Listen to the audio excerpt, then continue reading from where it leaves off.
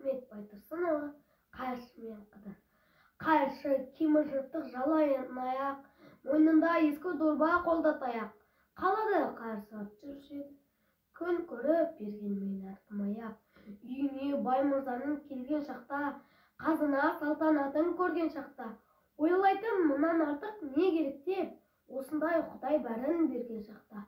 Отырып алтын күміс ортасында, тоймайтын несі диктің малмен баққа. Bir күні шаршаған соң емін алып, отырып қой жіберді әрбір жаққа. Ойлайтын кейбіреулер болады бай, не түрлі керегінің бәрде сай. Жайлы орын жақсы тамақ жихан жиһаз, қанағат етіп соған тұрмайды жай. Ұрынып әр кәсіпке жүрген аман, бәріне өзі тойса көзі тоймай. Айрылар ақырында қолдағыдан, дәулетін асырам деп ойлай. Иесі ана үйдің бұрын болған, кісі еді заманында бақыт қонған. Бақ қарап қыдыртап тұрған шақта, дәулетін құралды мен онымен солда. Кәсібі сауда еді еткен жастан, бай болды Құдай беріп жұрттан асқан.